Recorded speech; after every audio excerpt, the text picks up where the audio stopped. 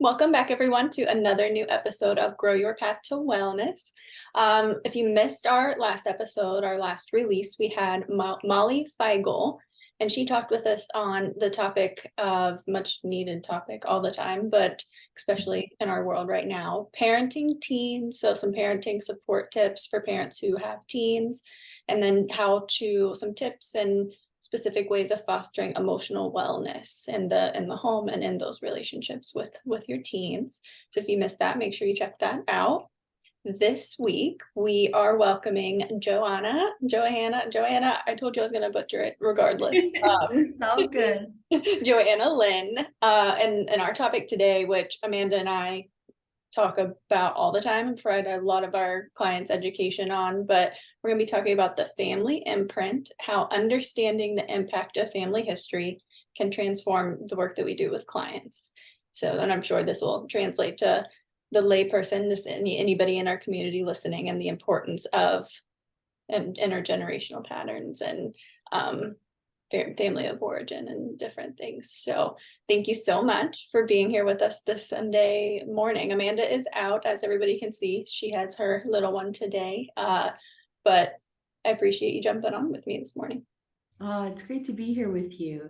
And isn't that so nice? You guys can work together as a team and then kind of pass off when life and family and all the other parts that we balance, come Yeah. up.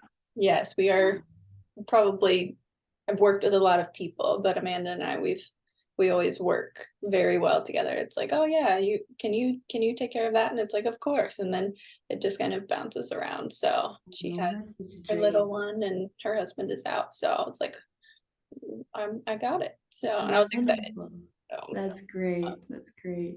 do you That's mind, Joanna, like sharing a little bit about yourself for our listeners, like your journey up until this point, maybe a little bit about what you do? Yeah, I'd be happy to. So I've been in this sort of work for about 20 years. It always feels surprising to say that out loud, that that much time has gone by. But I have become fascinated by what parents share with their children, this sort of like invisible imprint that is carried right through the DNA. And so when I came across this, it came at such a perfect time in my own life. I was going through a divorce and a huge transition and really rebuilding my life. And it sort of gave all the answers, what happened in my marriage that had it fall apart from each of our family histories and how they kind of collided together. Wow. And so for me, it was the most deep medicine when I needed it most. This Mhm. big unpacking and big understanding of how things went the way they did and how I wouldn't repeat the pain again. Mhm. And so much of it was really digging through my own childhood, my own family relationships. But the understanding of epigenetics was like this huge cherry on top, that it was larger than even me, larger than the context of, what my individual experiences are. And, going home and talking to my parents about my grandparents and what happened for them, and really digging into understanding its wide reaching impacts. And Mhm. so I think that was really pivotal because I was at such a vulnerable and tender place. And then I was able to learn it myself deeply. And I have so much empathy for clients who are, considering divorce or have a teen that won't speak to them anymore, or they're estranged from a sibling, and how we start to work with those relationships in real time, but understanding the context, the why it's happening from past experience. And so it's just been the perfect union of that.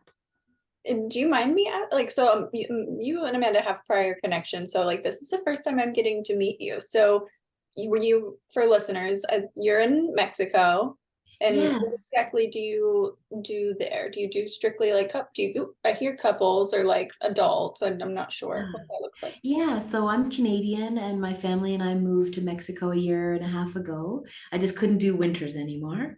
And we Amen. that's right. Now that it's November, I'm going, oh, thank goodness. Um, and we love it. The culture here is so warm. It's very family orientated. Heard that. Mhm. Yeah.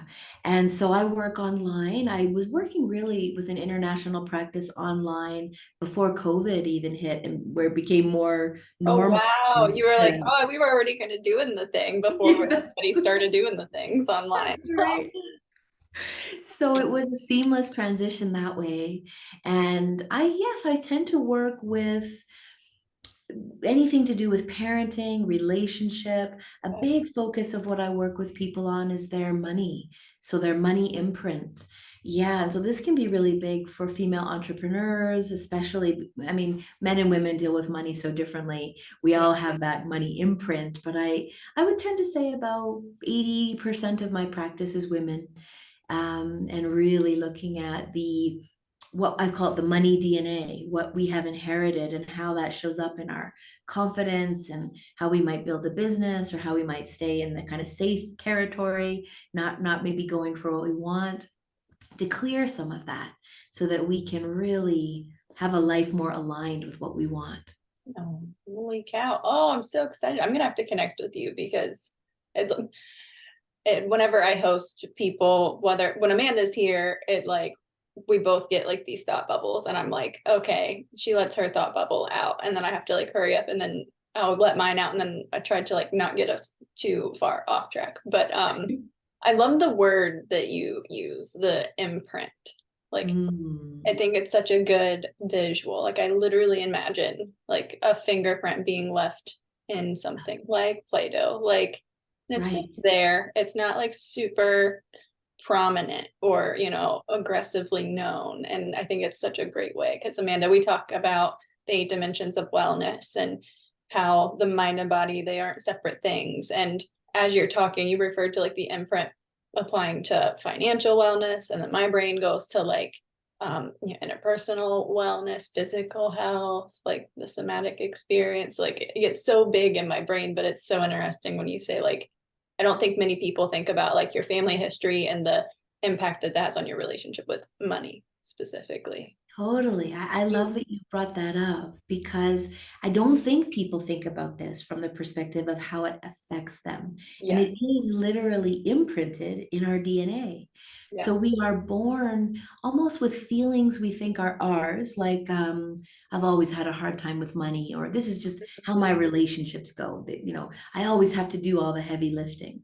Well, we kind of want to question that. Where did that come from? Whose belief are you carrying, or what negative experience might still be imprinted that you're now living out that anxiety or that heavy emotional set point? yeah, And so it's just so different when we look at ourselves through a greater lens. And so I'll often describe it to my clients like you're only one square of the quilt. And I want to look at the whole quilt. Your parents have got their square, we've got grandparents above with their four squares. yeah. I want to see how it all interconnects and, where love stopped flowing, where things got tangled up. This is how we tend to carry what's been unresolved for those of us, for those who have come before us. Yes, very, very implicitly alive and well. Like it's Yeah. there. It just may not be very at the conscious forefront. The thought processes aren't there. It's so it can be like you said, even down to biological. So Yeah. Yeah, um, we think it's us. yeah, Yeah. yeah. My brain instantly thinks of the clients that I work with and think of them being like, so I'm like not the problem. Like I'm just, it's not just all me. And I'm like, it's way bigger than that. Like this goes way, way back. And like, let's hope it makes sense. So, That's right.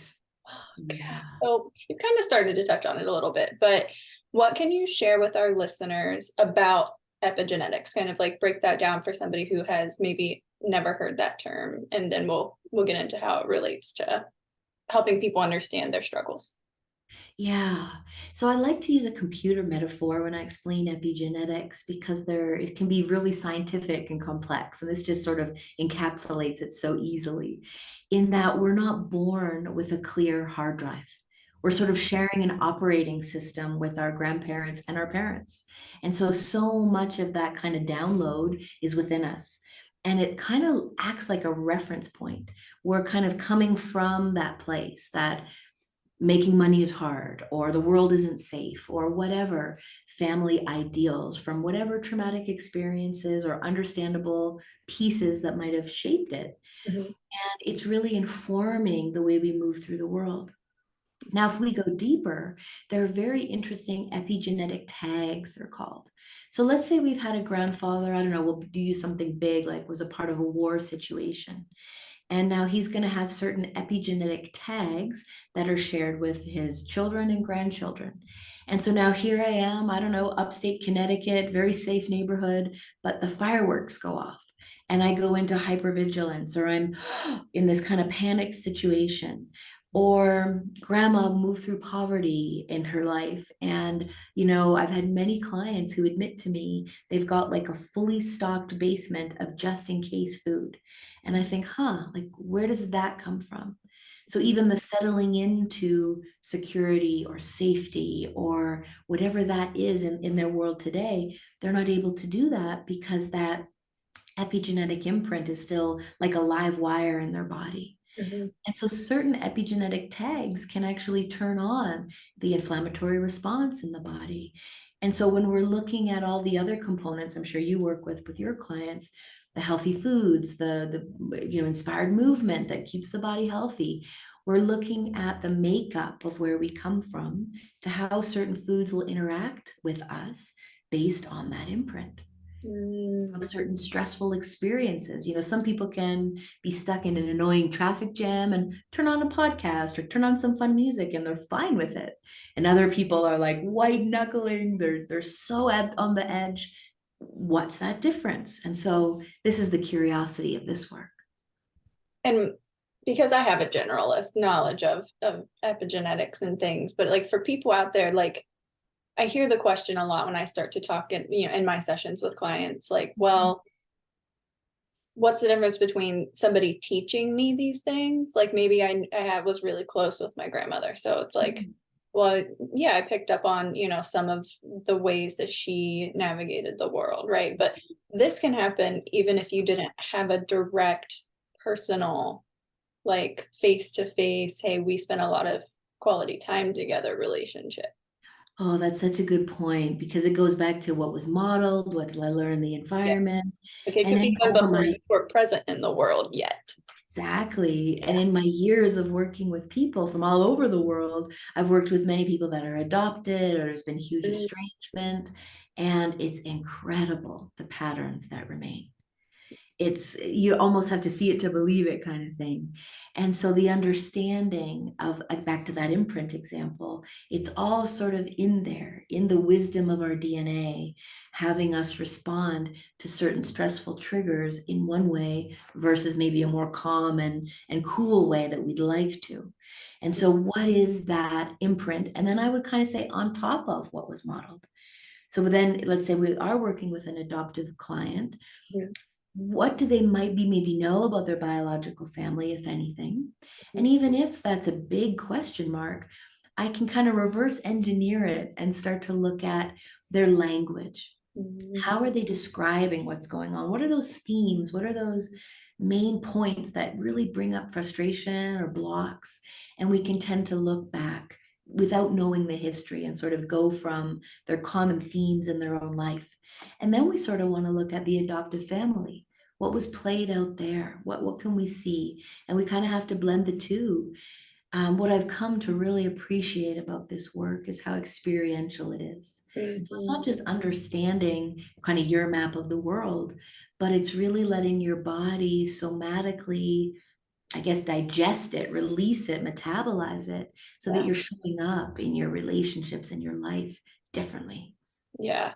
Okay, the reference I use in my sessions is like in trauma work, we always say like closing the emotional loop.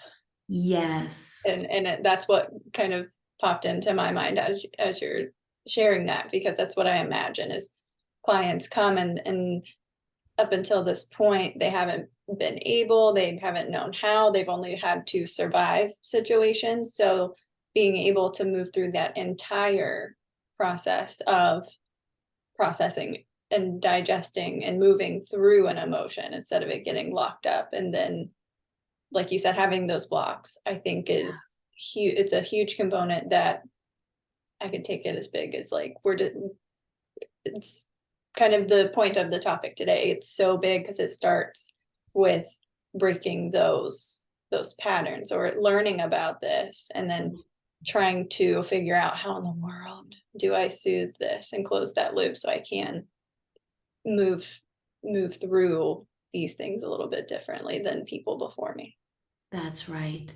Maybe I could learn almost like a resource so that Yeah. it's a part of being informed and move forward with it being, I guess the word asset is coming up, is something good that I can bring with me instead of it feeling like it's pulling me down. Yes. Because I think too there could be people out there that like, oh, so if I work with someone on this topic that we're talking about today on this podcast, does that mean like I go and I buy one of those genetic, family heritage tests like the 23andMe or something like that, and then that's where you start. But I love that you said that you don't even have to start there. You can start as like the person that is in that room, start with language, start with like what's your story? What things have been, difficult Yeah, for you, overwhelming, probably even really pleasant, like what is your culture and all kinds exactly. of things in there to start Yeah. with, not just learning about your genetics, literally. Yeah, this is much more through that relational lens. Did mom not speak to grandma? Because why? And at what age? And did your Mhm. parents separate? And how old were you? And really following these breaks that happen in relationships and how that impacts you, your ability to trust life, your ability to trust love. And so while it might be interesting that I'm 13% whatever, Right. in these, it really doesn't change much of how we understand ourselves and how we move through the world. Yeah. Because I see so often, I mean, I do it myself. I'll own that. Like you try to like logic through Yeah. emotion. It's like, oh, if I have a label for it, oh, if I can see like this breakdown in this little chart of things, or if I can see these ancestors, on a family tree before me, then it'll like, that's what I need. And it's like, that can be really great information. Yeah. But you really got to get in there and figure out how has that kind of manifested within me and how I'm navigating and perceiving the world. I think that's where the big changes can happen. Yes, definitely. This is not one of our bullet points, and I don't, like I said earlier before we recorded, I don't want you to feel like you're on the spot, but do you have like very concrete exercises, like like just classic ones that you feel like have been helpful for that you use with some of your clients? Like just get that ball rolling. Like if somebody is really curious and like, how do I start to connect with myself in that way? Good question. And so I have sort of a whole range of experiential exercises that I work with, and I pick and choose what's going to work best for each client.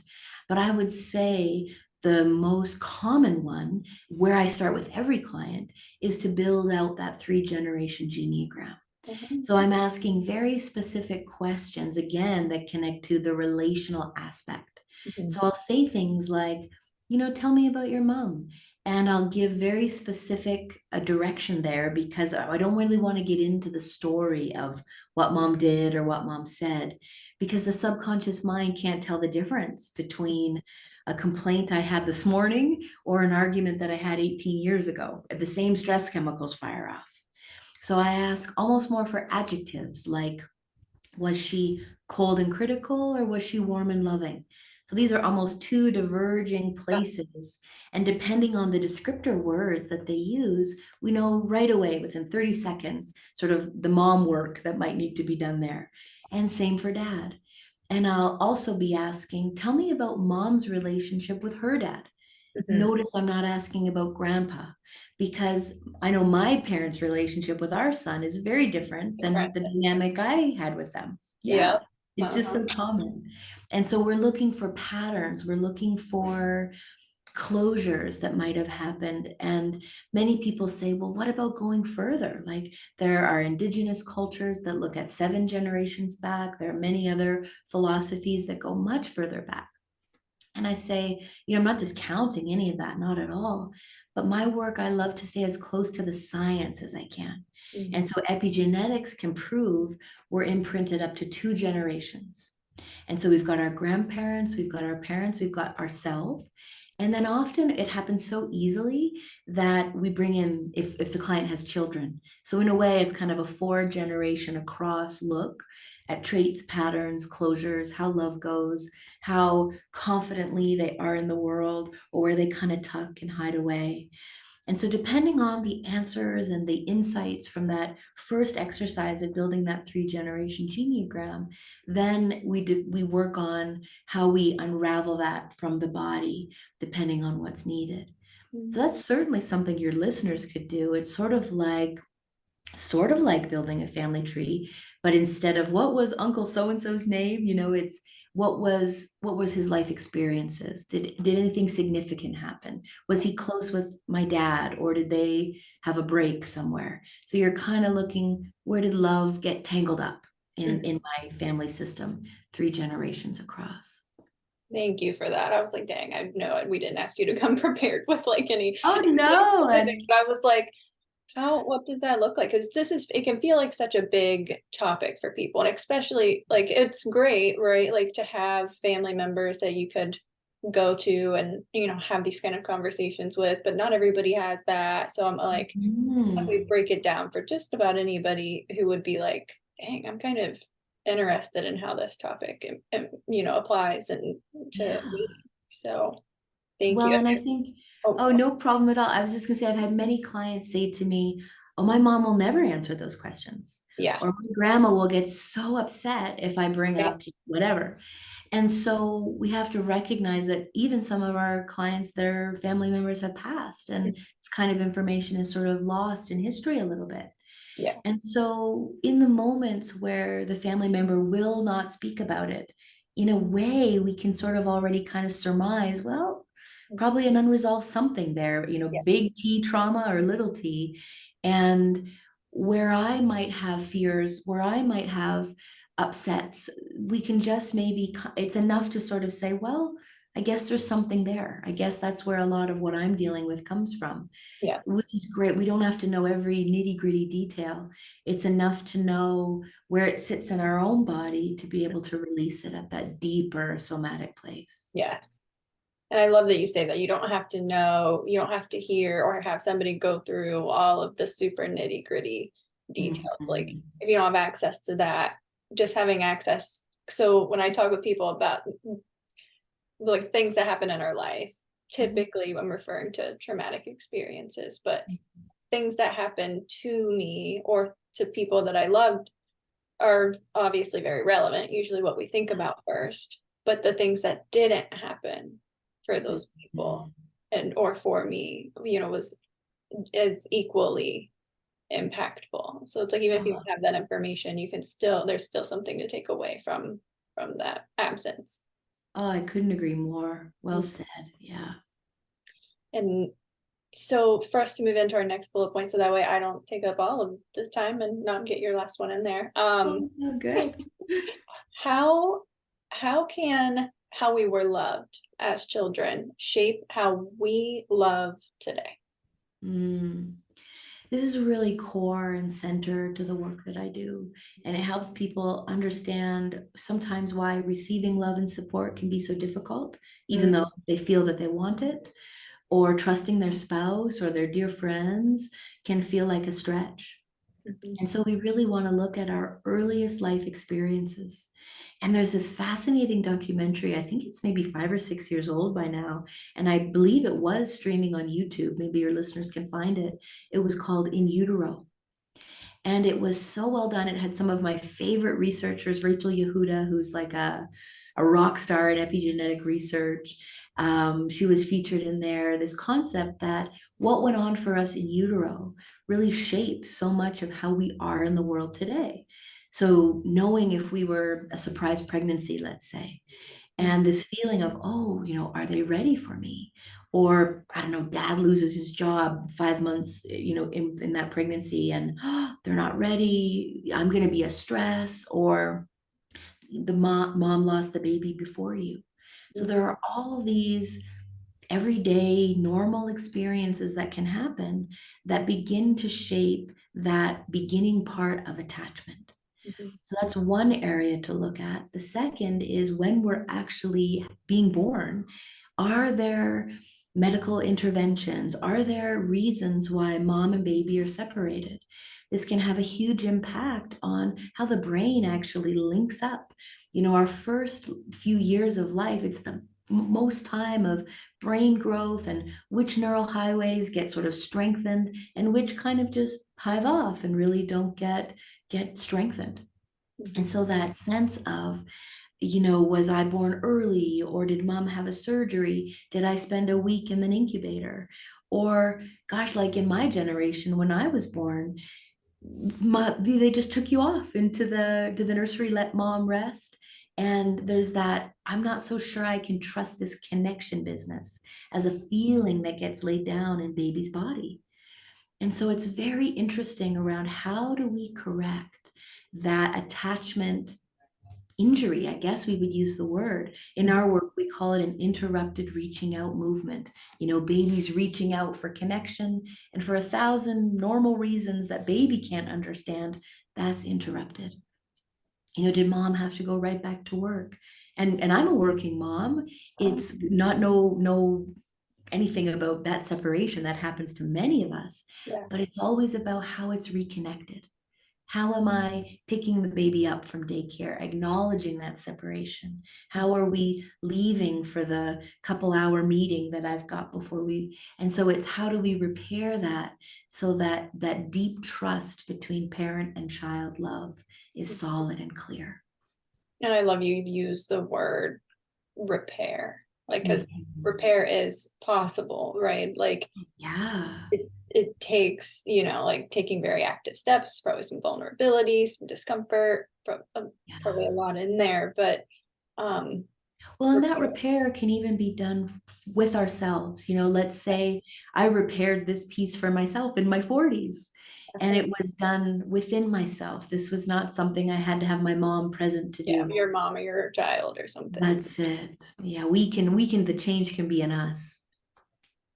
And I have so many thoughts running around in my brain because I think about the cultural the difference in different cultures and how things like pregnancy and childbirth are um, treated and navigated.